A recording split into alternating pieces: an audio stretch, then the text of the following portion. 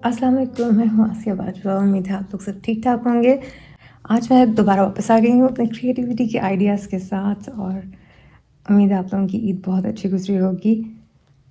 मैं यहाँ बैठ के लिखूँगी अपने प्ले जन्नत के पत्थर की अगली एपिसोड और साथ में मैं आप लोगों के साथ भी कुछ चीज़ें शेयर करूँगी। एट्सी का एक कॉम्पिटिशन होता है, डिज़ाइन कॉम्पिटिशन, उसके बारे में मैं आपको आज कुछ बताऊँगी। मैं आजकल आपको ये बिहाइंड द सीन्स दिखा रही हूँ काम के। मुझे ऐसा लगता है कि जब मैंने आर्ट स्टार्ट किया था तो मैं सोचती थी कि सारे आर्टिस्ट का काम बहुत स्मूथली चलता है और इंटरनेट पे लोगों को देखती थी पोस्ट करते हुए एंड आई ऑलवेज थॉट कि ये तो इजीली इनका एक पैटर्न बना हुआ है और ये काम इस तरीके से करते हैं कि इनके लिए मुश्किल नहीं है। पर फिर मैंने बहुत से लोगों का इंटरव्यू सुना और मुझे आइडिया हुआ कि ये एक कॉन्टिन्यूस स्ट्रगल होती है हर एक के लिए। हम कोई अनोखे नहीं हैं जो स्ट्रगल से गुजर रहे होते हैं। तो बिहाइंड द सीन इसीलिए मैं शेयर कर रही हूँ कि कितनी स्ट्रगल से हर दिन कुछ थोड़ा थोड़ा काम करके पीसेस जोड़ के इंसान काम करता है और फिर जाके कुछ काम होता है। एट्सी पे भी इसी तरीके से आप काम स्टार्ट करते हैं। बहुत से लोग कहते हैं सेल्स कैसे होंगी, कोई व्यूज़ नहीं आ रहे।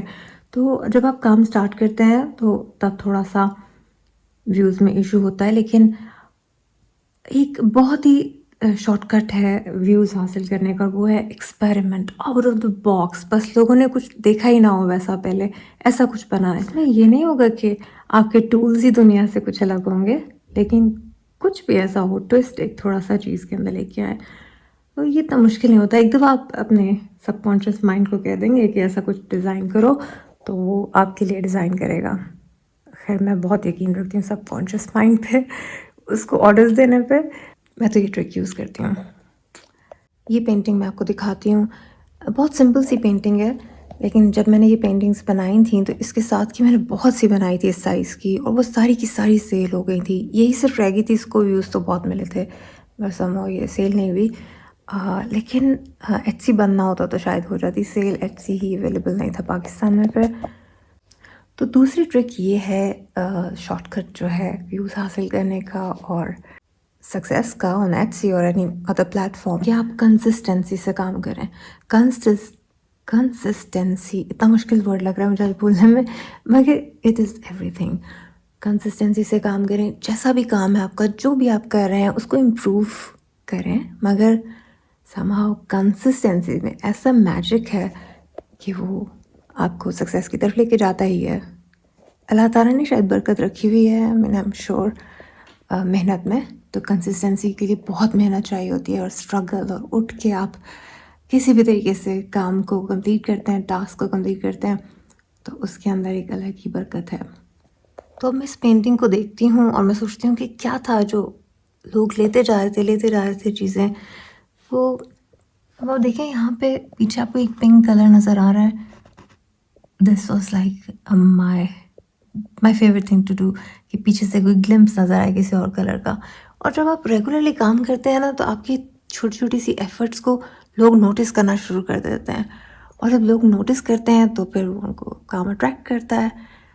वैसे तो रिस्क अल्लाह ताला ने लिखा हुआ है, और लिखा हुआ था तो मिल रहा था, और लिखा हुआ है तो मिल रहा है, मगर आ, आप कुछ ना कुछ उसके अंदर देखते ही हैं कि कैसे कोई चीज़ काम कर रही थी।